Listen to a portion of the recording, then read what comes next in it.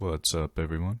In this video, we're going to be making night tables for my most important customers I'll ever have, my brother and his wife. They said they went furniture shopping and everything looked like junk, so they thought, hey, let's give Anthony a call. She wanted something really plain and simple that's light in color. She wanted 2 drawers, no cubby spaces, and she gave me exact dimensions. So I threw a 3D model together and got their approval. Now let's get to work. Hey, good afternoon, everybody. 1:30 in the afternoon. Wow, what a challenging day it has been. Gray skies, windy conditions, wet conditions, flooding.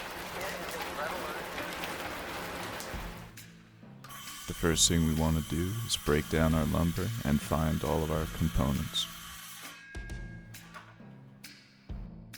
Our legs will be 1 3/4. Our top will be 1 inch thick. Our top and bottom rails will be 3/4 inches thick. Our side panels will be 3/8 of an inch thick with a rebate on the edges to fit into a 1/4 inch dado. And our drawer fronts roughly 1/2 inch thick. Putting together a cutlass will help stave off mistakes. You want your lumber to be a bit thicker than your final components require. This leaves room for jointing, planing, and squaring up your boards. I left room for my cuts to drop to keep my saw from binding and made all these thick cuts in 2 passes. I want the seam in my panels to be in the center so they feel balanced, and these offcuts from either end will be used to make top and bottom rails. It's always an interesting day when you have to bail out your garage.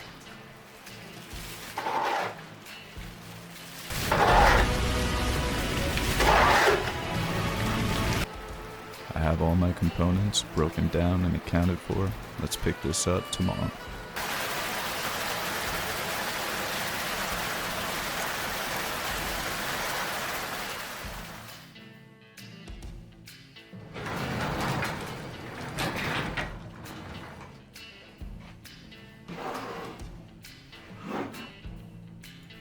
This is my planer set. There are many like it, but this one is mine. I'm just double checking that it's still flat and hasn't warped or cupped on me.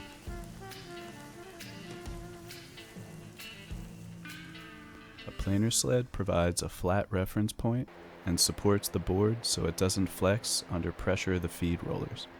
With a few shims and some hot glue, this allows me to get one flat face on a board up to 12 inches.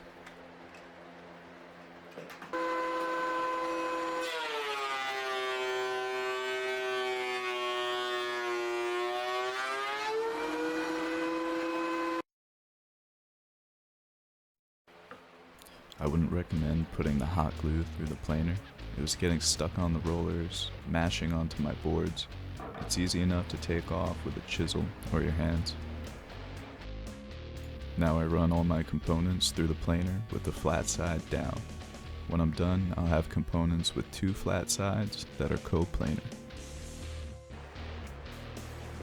It's important to sticker and stack your boards after jointing and planing to facilitate proper and even drying. If moisture enters or exits unevenly, your boards can warp or twist on you. Now it's time to put one straight and square edge on all of my components, and the easiest way for me to do this is with my table saw sled. I store it right here on the wall next to my table saw. I want these panels to be 3/8 of an inch thick, but I have no practical way to resaw them, and I don't want to cut them into small strips, resaw on the table saw, then glue them back together. So I'll just send them through the planer for like 17 hours until they're closer to the thickness I want. I'll sticker and stack these, let them acclimate, and I'll come back tomorrow to bring them to final thickness. The more thickness we remove at one time, the more likely they are to cup on us. This jig provides a straight reference point to ride the fence of my table saw and provides me with a straight and square edge on all my boards. I use this jig when the boards are too big for my table saw sled. This would be achieved pretty easily on a jointer, but my jointer is pretty whacked and just taking up valuable space in my shop. I have a link to these hold down clips in the video's description.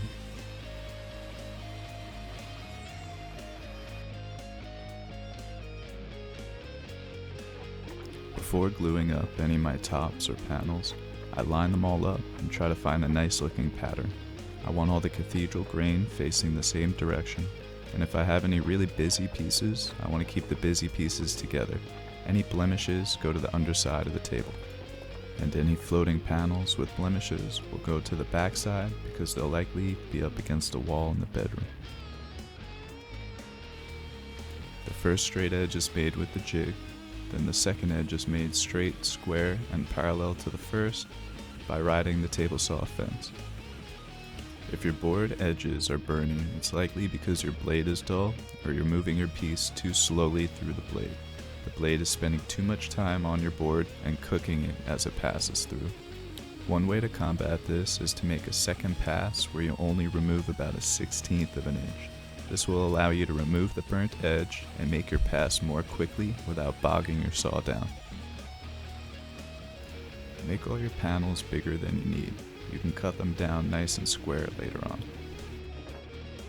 If you're enjoying the video or feel like you've learned something, please be sure to subscribe. I have tons of cool projects in the hopper and you don't want to miss them. If you're using Titebond 3, don't wipe it on your pants because it won't wash out. It's important to smear that glue around to get proper coverage.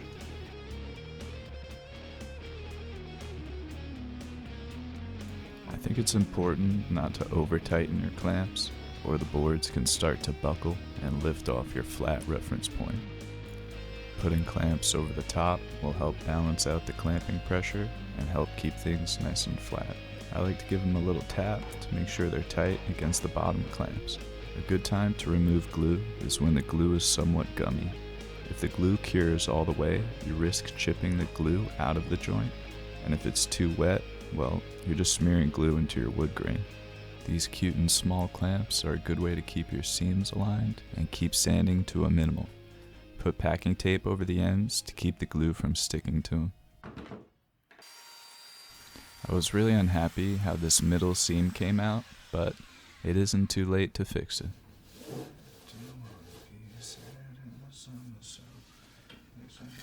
Why are you singing? You know you're gonna upload this to YouTube, right? I'm cutting without guides just to separate the boards, then I'll take them to the table saw to really clean those new edges up. This is a great example of why you should make your panels bigger than you need. If I glued these panels up to exact size, I wouldn't have the opportunity to fix that seam. I always have a window open with a fan blowing towards the outside. Good for my health, but bad for the audio quality. The kind of ugly looking pieces will go to the back, and I did my best to pair all the busy pieces together. This panel has a pretty serious crack in it. I'll cut this crack out and glue up in 3 pieces instead of 2.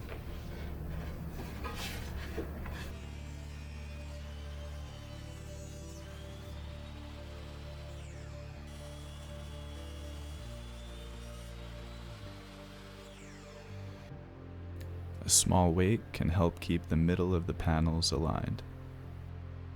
When gluing up thin panels, you don't need a whole lot of clamping pressure. I look underneath to make sure the panels are tight to my bar clamps. I like to gently scribble pencil marks all over my panels to ensure I'm sanding evenly. The key word is gentle. You don't want to indent your boards. Then work through the grits as needed. I do 60, 120, and 220. My table saw blade is too small to cut my 1 3/4 inch legs with a 3/4 inch jig beneath it, so I'm slapping together a straight edge jig with 1/4 inch plywood to get that extra 1/2 inch of depth on the blade. A 1/2 inch can go a long way.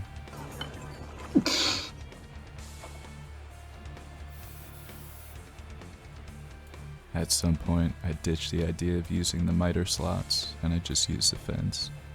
Keep a tail on your double-sided tape This will save you a ton of time because peeling each piece can be a real pain.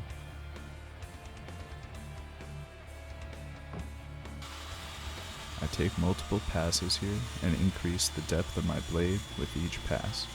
This type of cut is particularly dangerous because the depth of the blade and all the contact it makes on the wood. Be sure to use a riding knife, feather boards, a blade guard, and push sticks, whatever you got. Keep your hands far from the blade and don't stand directly behind the saw. This cut's not beautiful, but I can run it through the planer and clean it up.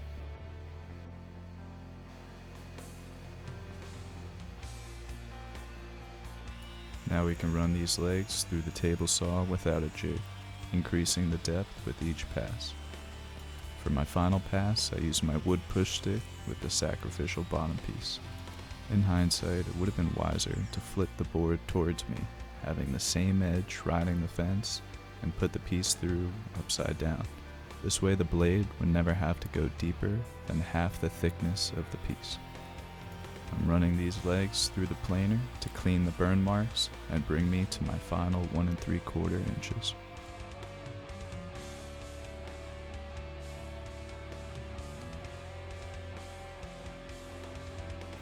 It's time to put a new heel on my push handle. Super glue and activator is your friend here. Screws are not. I feel like a rancher caring for a horse hoof. It's a good idea to secure your workpiece and always cut away from yourself. A jab from a chisel can absolutely land you in the emergency room. Naturally, I secure my piece once I put the chisel down and pick up the glue. Some of us need to learn the hard way.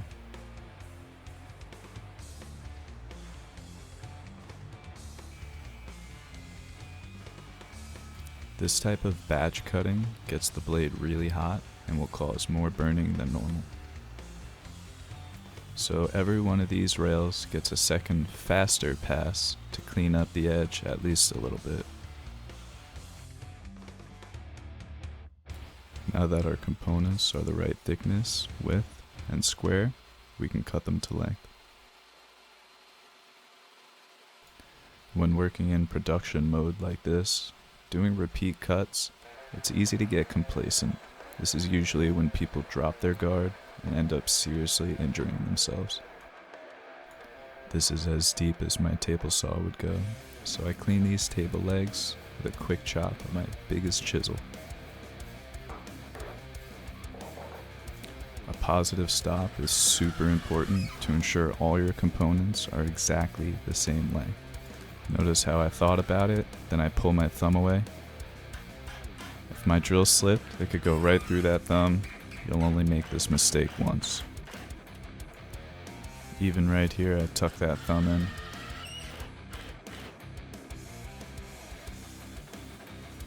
I had to screw this extender and stop block because my pieces were longer than my sled. I think red is a good color for saw blades. That's a 200 IQ decision on Diablo's part.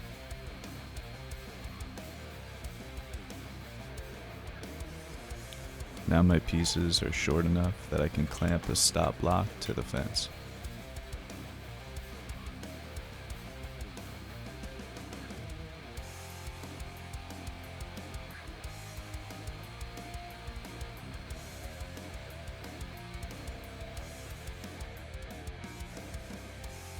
It felt awkward holding the sander to these small parts, so I got a little creative here. I used the towel to stabilize the sander, lowered the speed a touch, and clamped it to my bench top. A lot of these edges won't be seen, so I put my focus on removing the burns from the exposed edges only. The legs were wide enough to keep the sander stable, so I was sanding like a normal person again. This is the type of thing my nightmares are made of. The good thing is, we have the technology to fix this. Spritz some water on a towel. You want it to be slightly damp to the touch, but not soaking wet. You want to put the concave side of your panel down. To compare our panels to a spoon, You want the part of the spoon that holds liquid to be down against the towel, with the back of the spoon facing up. This half-inch piece of plywood acts as a perfect spacer for marking my dowel locations. I'm putting 2 dowels in each rail. Then I'm wrapping the marks around the component enough to meet the reference point on my dowel jig. Here I'm double checking the depth of the collar on the drill bit.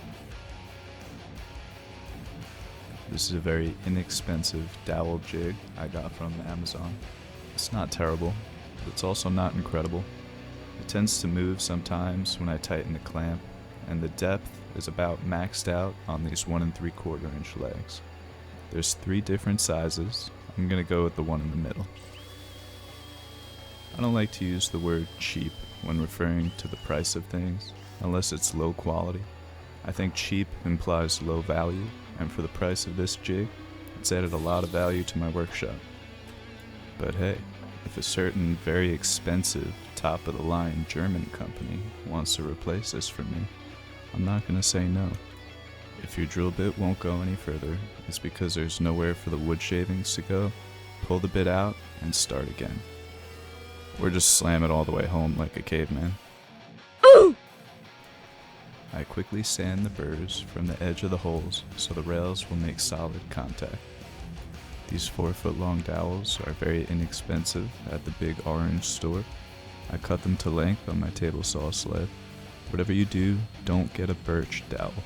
It makes these fluffy little hairs that are an absolute nightmare. They also tend to swell like crazy when you put glue on them. Now that my panels are flat, I put them in a garbage bag and fold the edges over. No moisture is permitted to enter or exit, not on my watch. A quick sanding on the edges of the dowels will make assembly a little bit smoother. I give my disposable brush a haircut to fit into the dowel holes. I probably should have used Type-On 3 here for a longer wet time. The glue started to gum up on me a little before I was really ready, but I was able to make it work. I use a combination of a mallet and these clamps to work the components together. Just be careful not to split your components in half. You can see where the legs actually did split, but the glue filled the cracks and they healed up all on their own. The friction fit was really tight, so the only clamps I needed were to keep it square. These are Woodpecker's corner clamps. They're really great, but also pretty expensive. Time to get these panels slid into place. First, we need to trim them to size. We also need to dado our legs and our rails. I got this 1/4 inch spiral bit. I tried to do this once with a straight bit, but the shavings had nowhere to go and the dado got a little squirrely. I'm using this rip of wood as a setup block so I can easily reset my fence. I go for a test pass on this scrap of maple, and well, I got a little frustrated. And it's gone.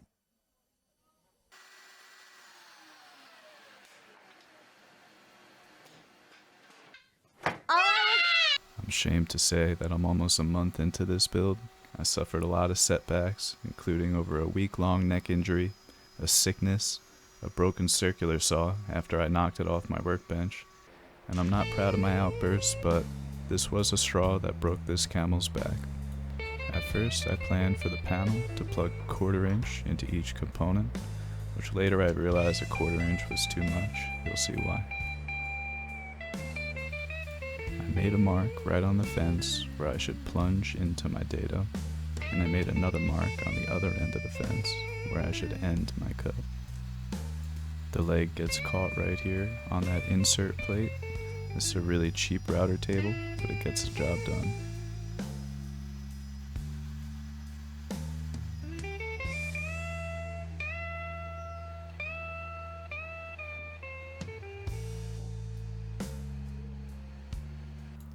Here I secure my workpiece. Then I just square off the edges of that dado with a 1/4 inch mortising chisel. This part will be covered by the rails, so it doesn't have to be perfect. Just get the material out of there. I only assembled the one face frame so I could dial in where my dados belong. This is where I realized those adjacent dados actually met in the middle and ruined the integrity of the whole assembly. A 1/4 inch was too deep, so I made the decision to step it down to an 1/8 inch.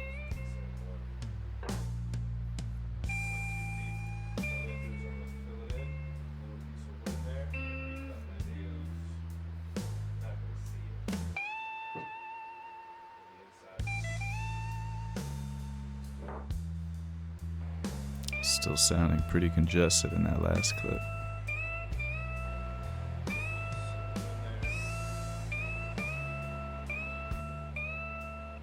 Suddenly I'm talking to the camera. It must be the Dayquil. A little super glue and activator clamps it in place while the wood glue sets. All of my side and back rails get a dado right down the center. Double checking alignment before cutting the rest of the components. A quick spritz on the floor helps keep the really fine dust from lifting as I walk back and forth over it. I wasn't happy with this gap here, so I'm using dust from this batch of maple to make my own wood putty. Put it on heavy and sand it down later.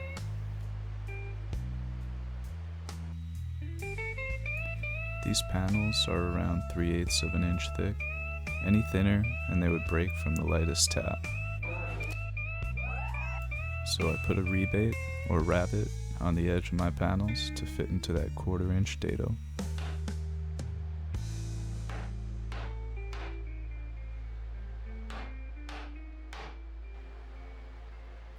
Work those components in with a mallet or clamps as needed.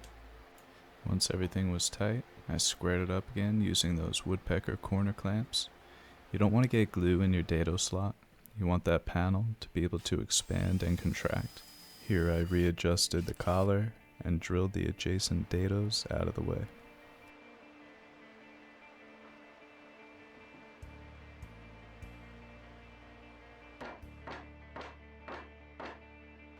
It's important to not get any glue in that dado slot, otherwise your panel won't be able to expand and contract.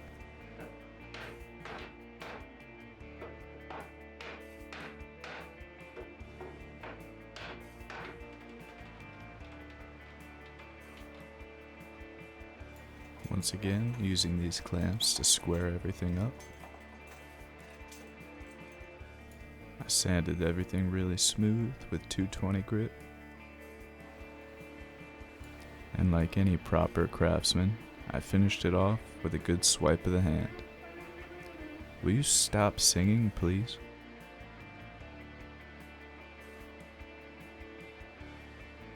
I found the easiest way to get glue out of those inside corners was with my biggest chisel in a slow and controlled slicing motion.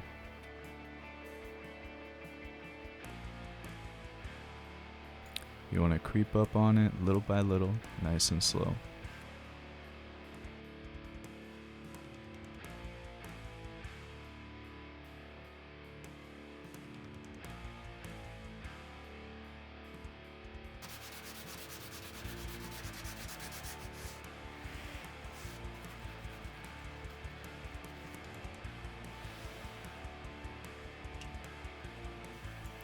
I kept it really simple with these drawer boxes. I'm marking which edges get a rebate, so when I'm cutting for all 4 drawer boxes, I don't make any silly mistakes.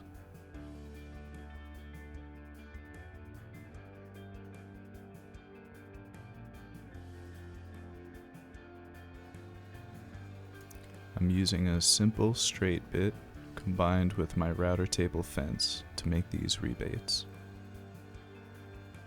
I put a sacrificial piece on the back there so that I wouldn't tear out the back end of that rebate.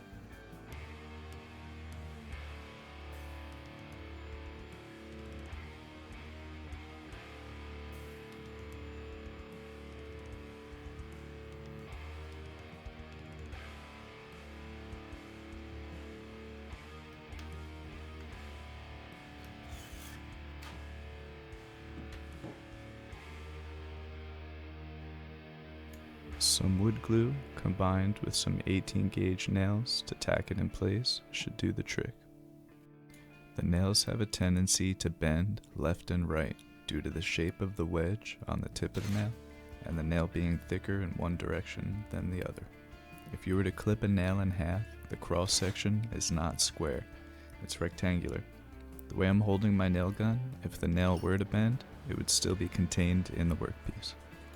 This plywood isn't really going to expand or contract ever, so I'm just gluing and tacking the bottoms in place. I send a few nails down all 4 sides of the drawers.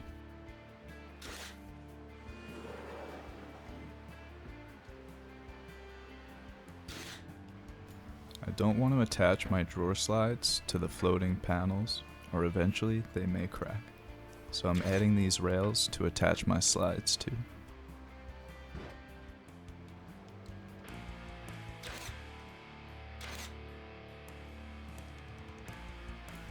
The 1/2-inch plywood is a good spacer to lift my slides, and just a drop of super glue holds it in place so I can get my screws in without a hassle.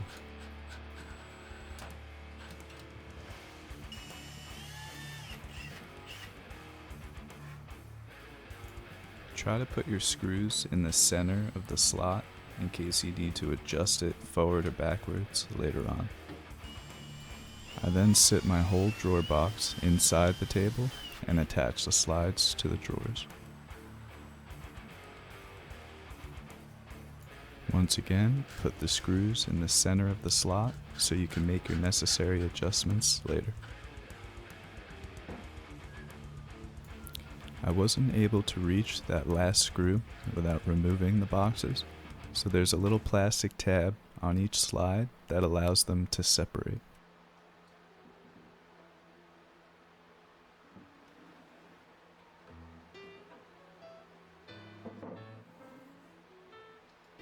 I got my last screws in, then popped them back into their home.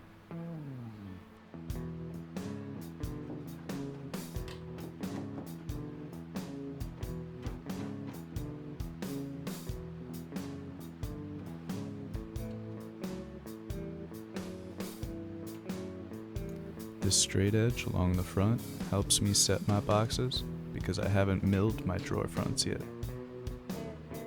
What I haven't realized yet is the top drawer was installed too low and my drawer fronts won't be identical size, otherwise they won't be able to open. So with the power of editing magic, now they're spaced properly and ready for fronts. I'm sizing my fronts very tight and I'll come scribe in my reveals afterwards. That blood-curdling sound is my neighbor's child, and yes, everything is perfectly okay. A little double-sided tape and clamps help hold my fronts in place, while I drive 4 screws on the inside of each one. I didn't have a countersink, so I use this oversized drill bit in reverse. My tongue is out for a bit of extra focusing power, and I pre-drilled and countersunk each one of these. I marked each drawer front with a marking knife for a 3/32 inch reveal, then scribed it across. I bondoed my table saw sled to get my curve as accurate as possible.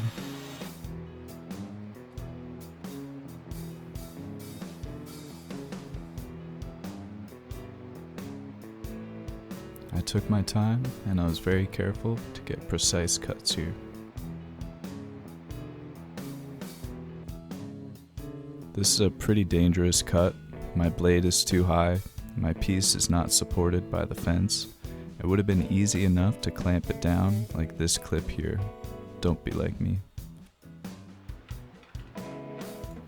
I get just the tip of 2 screws poking out, then I get my drawer front to fall into place.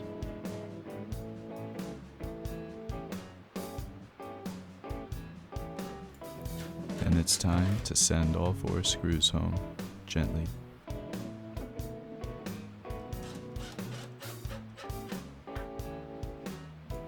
It's important to flush up the face of your drawer fronts by adjusting your drawer slides before you scrap them in.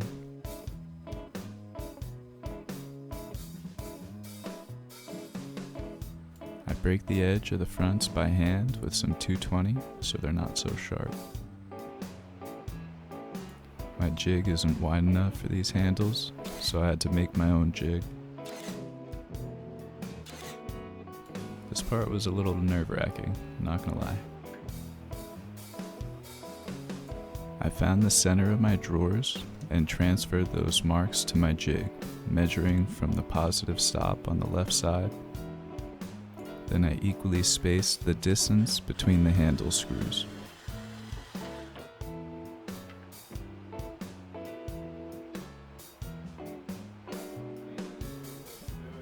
This way I can slap this jig on each drawer front and drill those pilot holes perfectly each time. Whoa, hey, what are you doing to that table, mister? I'm countersinking the screws for the handles because the screws aren't long enough. Then I'm tightening by hand to avoid stripping these delicate screws out.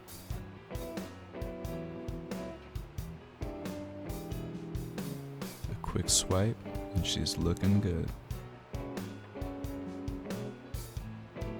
I'm not a frequent screwdriver user, but I was proud of this one.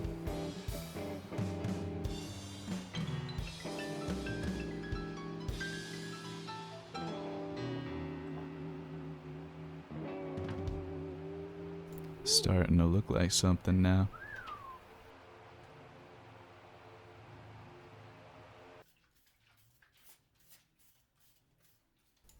Now it's time to cut the tops to size. I bought a new 6.5-inch 40 tooth blade. I took a few test cuts with the grain, across the grain, just to see if there would be any tear out.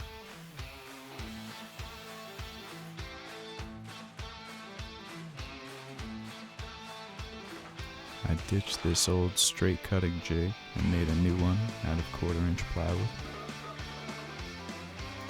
Then off camera, I knocked the circular saw off my bench and it bent, and it will never cut 90 degrees ever again. So I had to make a new straight cutting jig. Bought a new 7.25 40 tooth blade, and I'm a huge fan of this new saw. It cuts like butter. This is a Milwaukee 7.25-inch circular saw. Link in the description. I like to always take a test pass before taking any tools to my workpiece.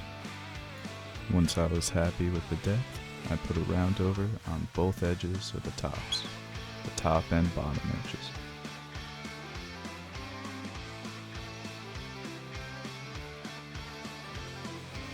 I sanded out any burn marks with 220. Now to attach my tabletops, I borrowed my neighbor's biscuit joiner, and these biscuit slots are perfect for holding the Z-clips in place. I then marked where each clip would be, being sure not to put the Z-clips the full depth into that slot. Leave a small space for movement.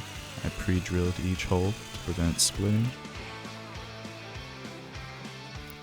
then attached each clip to secure the tops in place. Put a small amount of glue in the center of each panel. This way the panel never moves all the way to one side or the other. This allows wood movement from the center outwards and then back. I chose to go with Rubio Monocoat 5% white. It's really easy to apply. You just mix it up, smear it on, let it sit, and then wipe it off. It's also really easy to maintain. Using a card applicator is ideal because it doesn't absorb any of the finish, but on the vertical surfaces I had to use a rag, which works too. Just make sure you use a lint-free rag and wear gloves.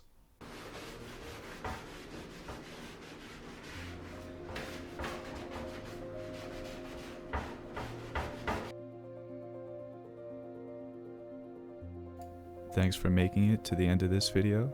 Make sure to subscribe. I have tons more videos in the pipeline that you don't want to miss.